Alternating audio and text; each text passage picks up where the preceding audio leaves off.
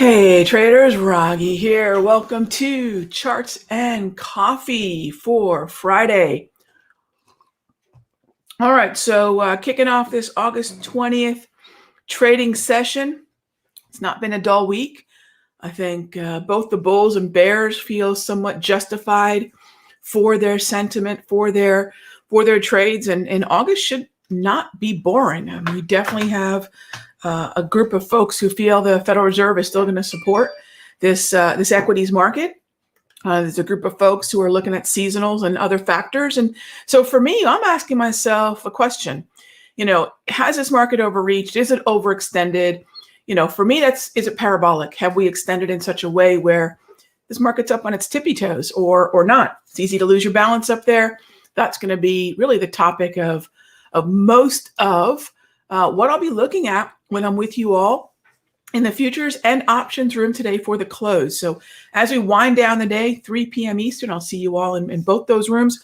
We're going to dive a little deeper into how do I measure what a parabolic market is? How can we consistently, unemotionally, in a process-driven way, put a measuring stick to the market using historical volatility as the way in which we understand what overextended is. And then we'll get into pullbacks, reversals versus retracements, things of that nature, because, one trader's crash is another trader's buying opportunity.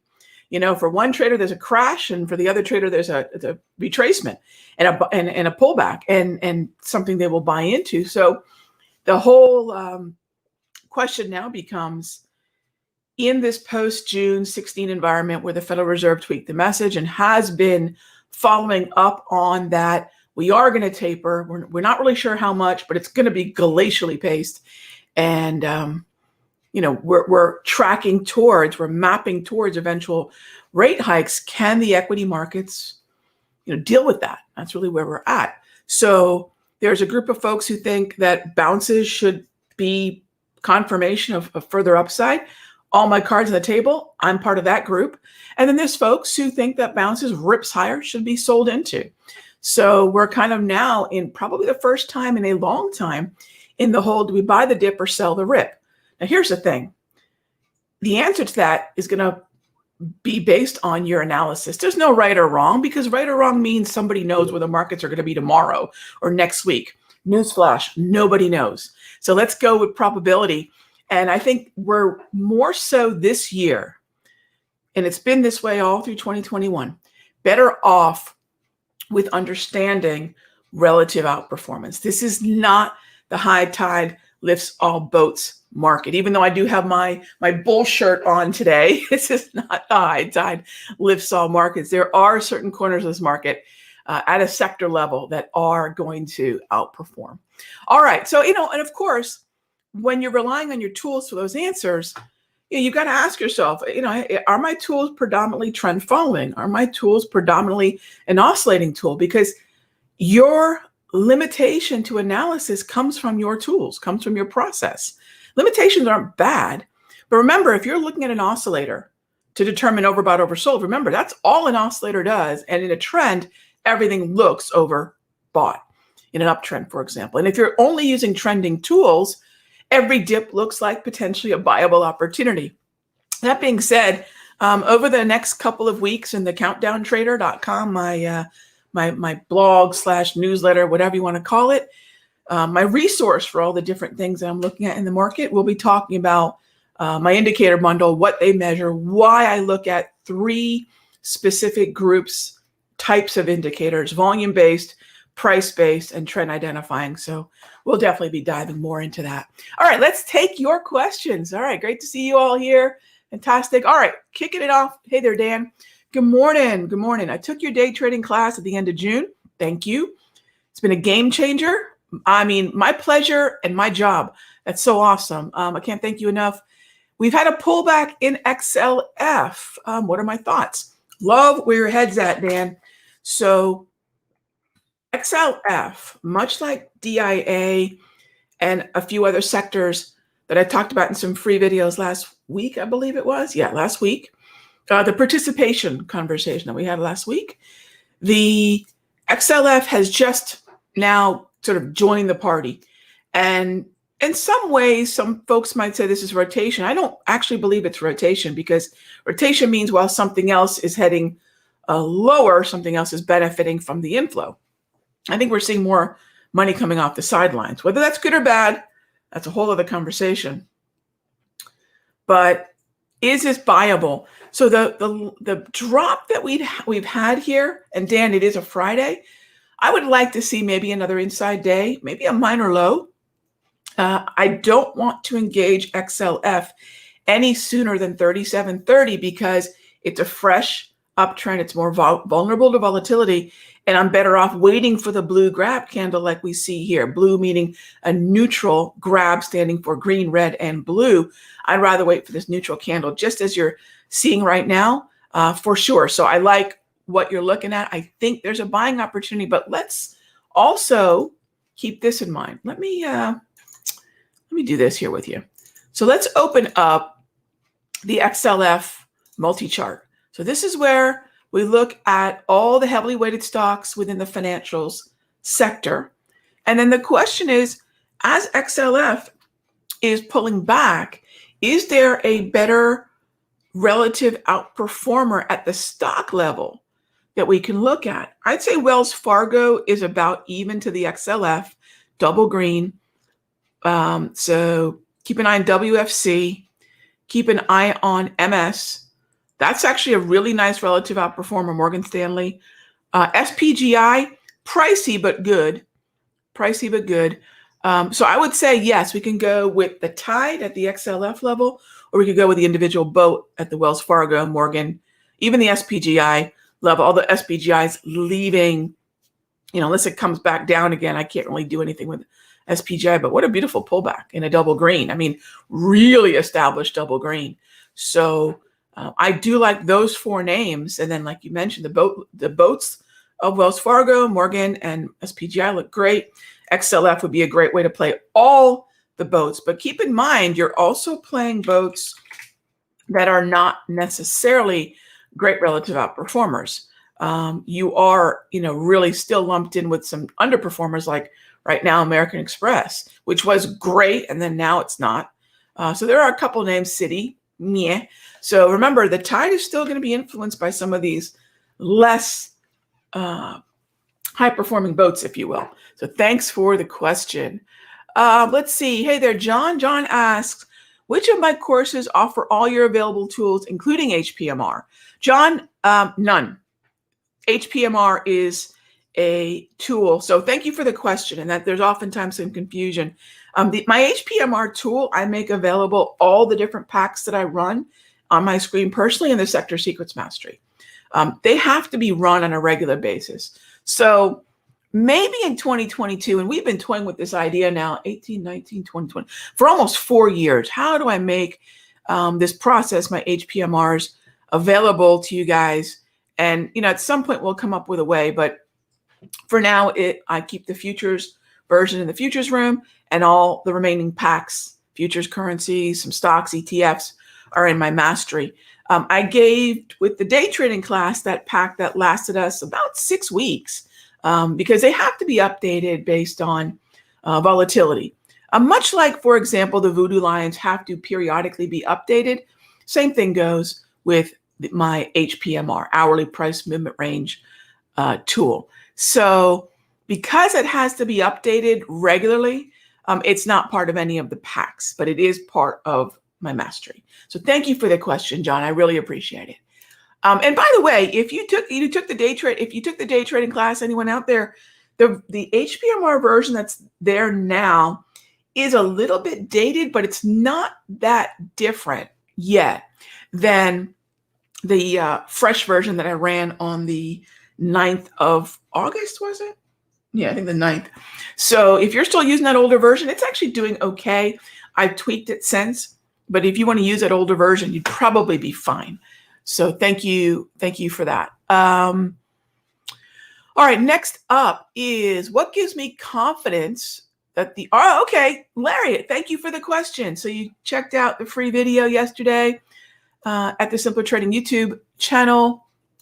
And thank you for the question. So What makes me think it's going to, bear with me here. I moved my screen. There we go. All right. What makes me think it's going to reverse? Well, I wouldn't necessarily call it a reversal, although, I can appreciate where you're coming from.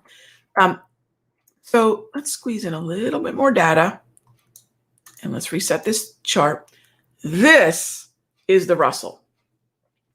Uptrend, uptrend, uptrend, and chopping since basically March, definitely since the end of March. Back and forth, back and forth, back and forth. Couple things to note about the Russell. The fact that we're down here near the lows of my V-score. So for those of you that are not familiar with my V-score, it's part of the bundle, by the way. That is a study of standard deviation on the volume weighted average price. And so it shows me, not necessarily focused on the mean, but it shows me what the operating temperature of highs and lows, what the range has been, what the likelihood for support and resistance is, not using price, because I can do that with the Darvis. This is a giant Darvis pattern. Yep, those two purple lines, that's a giant Darvis pattern that we've been in since, as you can see, spring. So I'm at the support levels. And by the way, check out last time we were here. See that low right here? Let me use this here. See that low right there? Here we are, right back there. So V-score, volume prioritized indicator, says we're at support. We're still above the 200 period exponential moving average. And I believe that is, if I think of the 200 as the equator, which it really is in many ways, there's a large group of market participants that believe when we are north of the 200, simple or exponential, that's sort of the bullish territory or bullish hemisphere, if you will, of the market. We're in the bullish hemisphere. And as long as we remain above the 200, there will be a broader group of market participants thinking that this is a viable market than not, right? So we're just whittling down the probabilities of the path of least resistance. This is not a trend, but Charles Dow, 140-year-old time-tested theory, would tell us, I paraphrase basically, stick with the trend that was, respect the trend that was. We don't have a trend now, but what preceded the chop was an uptrend. So all that being said, I've got a lot of directional bias, and we're sitting at the oversold part of the market, which, by the way, we've bounced off of 4 times previous. So if someone told you this has happened 4 times, not that it's any guarantee that it's going to happen a 5th, but I'm not going to say, well, it's clearly going to break down. There might be a catalyst come September, October. Maybe the Federal Reserve fumbles the messaging around taper. Maybe there's some sort of geopolitical, maybe there's some sort of pandemic related, something that the market has not already had to deal with. This market through summer has had to digest a lot. It's been a veritable buffet of ridiculousness that this market has already overcome and remain pretty strong, regardless of pullbacks. So think about what really has to rattle this market. We don't always need an obvious catalyst, but most of the time, significant pullbacks, retracements, reversals even, they're going to come on some kind of news. They're going to be based on sentiment and psychology shifting, because we are now having to discount, digest, factor, bake into the cake something new that we had not before. So I'm going to buy not the dip. I'm going to buy this trough. I'm going to buy this test of the oversold zone. How do I recognize the oversold zone? Look, there's plenty of ways to do it, but what you'll see I've done, I've got my directional bias. We went through that process. I've got the Darvis support right there, and I've got my V-score. So I've got a price-based tool, two price-based tools. One's crunching the closes with an exponential calculation. One's using a pattern to identify automatically where support is, and the other is saying, yeah, on a volume basis, we're sitting at an area where we're likely to bounce. And by the way, actually, everything on this screen is part of the bundle. So if you're curious, all right, Rod, so can I make my charts look like yours? That's that bundle, which, by the way, we have 2 sessions of live trading. So 2 separate days in the calendar, 2 sessions where I'll be walking you through intraday and intraday use of this. So thank you for the question. And that's why I think it's going to reverse. It's oversold, but I hope that little bit of deep dive shows you how I like to trade choppy markets, because this is a choppy market. Unlike the S&P, unlike the NASDAQ, this is a chop. So thank you, Larry. Terrific question. Good morning. Good morning. Next up, scanning the financials, a couple of cap market names come up. Yeah, so if you have a relative outperformer that is not necessarily a high concentration weighted stock, you have the ability perhaps to take advantage of a move that could outperform the sector and the stocks heavily weighted in that sector, because the tide around that narrative, in this case financials, I think overall is up. And then you are looking at a stock that isn't quite as tethered to financials. So if financials, XLF rolls over, or some of the high concentration weighted stocks in XLF roll over, what is going to be more resilient? What is going to have the ability to say, yeah, I can see what's happening over there, but my connection by way of weighting in this passive investing ETF dominated universe that we're in now is not, that connection is not as strong. So there's no harm in going down the list further to lower weighted stocks, but part of that same narrative, because they are going to have a certain, I'll say, healthy disconnect oftentimes that we might prefer. I'll usually do that when a market's chopping. I wouldn't call XLF an awesome trend, but I frankly, I wouldn't short it either. So yeah, I have no problem with doing that. If you want to go further down the list or find maybe names within the KRE, because KRE doesn't look as good as XLF. Regional banks are not faring as well as the financial sector. Just be careful you're not wandering into regionals too far. Make sure you're not wandering into KRE names as opposed to what I prefer, which is the emphasis on XLF names. So thank you for the question. Would I mind taking a look at DKNG? No, not at all. Let's take a look. Not trending. I think that's number one. And I am having a great morning. Thank you so much, Garrison. I appreciate that. Okay, I would treat this kind of like I would treat the Russell. The structure around the 200 is tricky at best. We had an uptrend, but then we also had a downtrend. This one's tough. DraftKings is tough. I would say you probably want to be fairly neutral about the top of the range and the bottom of the range. I would say the top of your range is going to be around $54.50 to $57. You're going to want to short that area, or you're going to want to buy the lower area. And if you can confirm that with a V-score. Look, right now the V-score is saying we're banging our head up against the mean. See how every time we try to get above it, stopped. So the closer we get to the zero of the V-score, there's a higher and higher likelihood that selling pressure is coming in. We are in, say, the upper half of the range, which is more a fatigue resistance zone. If you recall, I did a breakdown of choppy market zones by looking at the chop, cutting it in half, and then cutting each half in half. So you basically have quarters. And some of your best zones for fades within a yellow chop, which this is in, within yellow chop, is the top quarter and the bottom quarter. You short the top quarter of the range, you buy the bottom quarter of the range.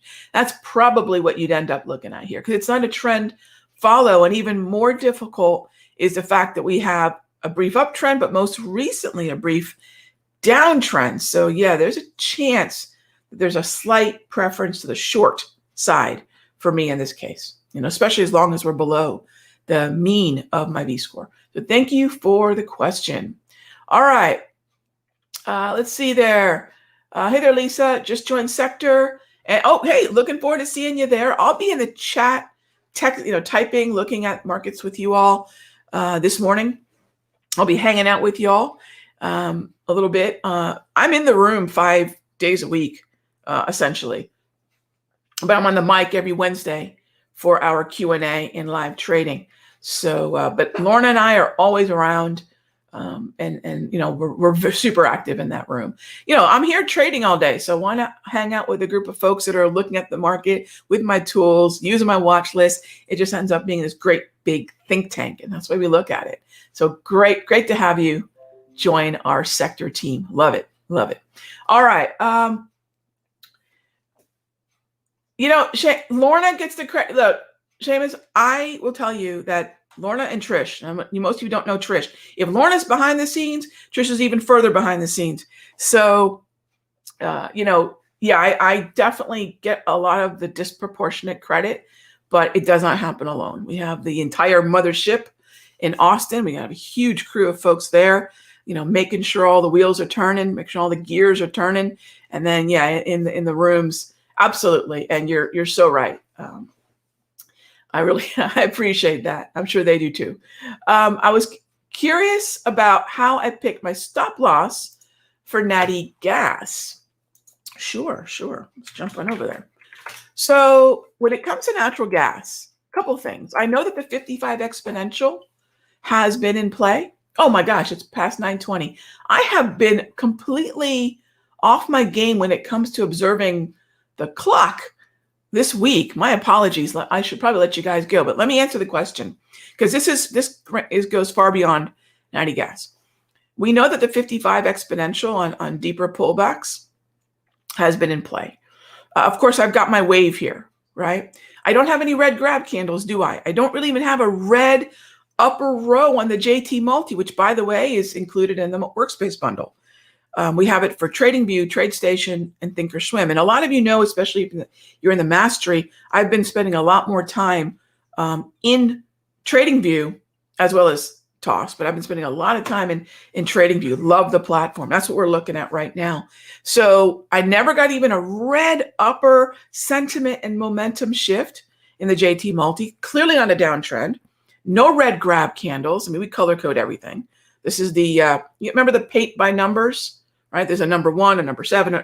This is kind of the trade by numbers, right? Where are the colors telling us our directional bias and expectations need to be? I'm still very bullish. No red grab, no breach of the 55, no real breach of the wave, no shift in the JT Multi. And then, of course, we have our percentage of premium paid threshold that I use, and that has kept me in the long side on Natty Gas. Now, I will tell you, Natty Gas has been working great. Natty Gas is actually going to be a really nice trade on the open. But hey, I don't like when people talk about wins and don't talk about losses. Crude oil did not do what I wanted it to do. It's sitting in an area which could be supported, but it did not stop where I thought it was going to stop. So let's talk about taking a paper cut. That's what I call them. It's okay to take paper cuts. Just don't lose a finger, right? It's a quick paper cut. Get in. Didn't do what I wanted. Threshold for premium risk, behind us. We just get out unemotionally. Small losses are easier to take than big ones. It doesn't mean that we can't get back in at some point, but also recall that if you're looking at structure, Natty Gas was better structure than crude, because one's trending, one's not. So here's an example of where the wheels fell off the wagon. Got a bunch of places where things are looking great. Looking forward to Pepsi this morning on the open for sure. Dropbox was good to us this week. Bonds, we're going to tag 166. We're looking at another profit target to the upside in bonds. So some things are working, but I love talking about losses, because this is where we really differentiate the good from the great traders. And great traders recognize when validity is behind them, risk thresholds are behind them, and just say, okay, I'm out.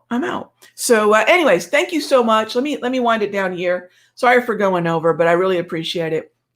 And I will see you all on Monday for our next episode of Charts and Coffee. And I will see you all in the Simpler Options and Simpler Futures room for the close. And we will do an even deeper dive into these topics. So if you're not a member of our Simpler community, one of our many masteries or rooms, do check out a trial. You can kick the tires with us. Check out what we have to offer. Meet a lot of our traders. And, looking forward to seeing you there. Let me know when I see you this afternoon, if this is your first week or even first day. We'd love to lock arms with you. The seasoned members say, hey, we've got someone to kind of, bring along here and help out. So we've got an amazing community. All right, gang, have a great one. Have a wonderful weekend. and I will talk with you all on Monday. Be good to each other.